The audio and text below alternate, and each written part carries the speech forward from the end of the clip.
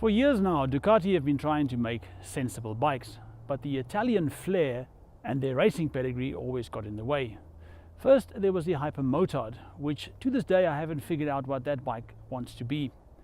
There's also a semi-sensible bike in their naked versions, but then they went and called it the Monster. There's also the nuclear-powered Panigale, and that has won many world superbike races, but still not a sensible bike. In 2016 though, Ducati started plugging the holes in their lineup, and they started with an entry level called the Scrambler. They launched a whole host of Scrambler derivations. They gave us a smaller capacity Monster, a smaller capacity Multistrada, there was even a bigger Multistrada, but then they gave us this, the most beautiful bike at the 2016 EICMA show, the Ducati Supersport, their attempt at a sensible sports tourer.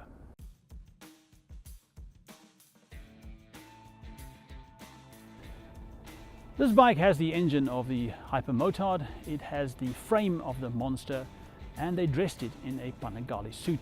But was it sensible?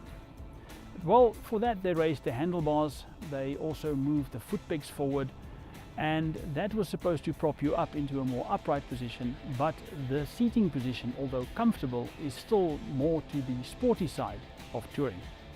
This bike is drop dead gorgeous. If you ever want to buy a bike on looks alone, then stop the video right here, go out to your Ducati dealership and get this. To give you an idea of the level of detail of this bike, earlier this year I attended the launch of a Japanese superbike, and they were quite proud of the fact that the fairing was held in place by screws, and those screws were flattened to aid aerodynamics. Ducati's response? What screws?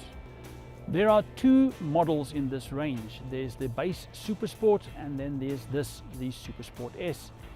Mechanically they share the same engine, the same Brembo discs, and they are physically identical. The S doesn't have more power or anything, but the S comes with Öhlins shocks, it has a quick shifter, and it has that little cowl on the seat.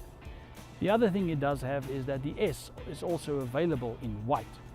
This particular model is also fitted with the aftermarket Akrapovic exhausts. Now, when you fit those exhausts, the sound from that exhaust is just glorious, but you lose your pillion's foot pegs. But that's not a problem, because if your pillion finds out how much those things cost, she'll leave you anyway. Two gripes I have with this bike. One is the mirrors. Anything above 80 kilometers per hour, everything behind you is just a swirly little soup. You can't see anything. And the other thing is the quick shifter. Now, I don't see why in a bike in this class it should be fitted with a quick shifter. Most of its riding will be in town, and there the quick shifter doesn't work well at all. It's very temperamental, but once on the open road and you pin it, then the quick shifter works beautifully. Also, on the downshifts, the sound coming from those Akrapovic exhausts is just glorious to behold. I love the torquey nature of the engine. Ducati claims that 80% of the torque is already available at 3000 revs, which makes it the ideal city cruiser. You can take this bike on your daily commute, you can thrash it around on weekends on the track, and if you want to, you can fit the two side panniers, that is an optional extra, raise this little windscreen, and you have a sports tourer.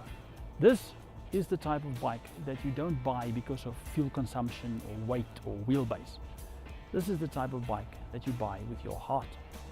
If you have a bike that looks this good, goes this well, makes you feel this good, and that you can use as a weekend cruiser, then maybe Ducati have finally made a sensible bike.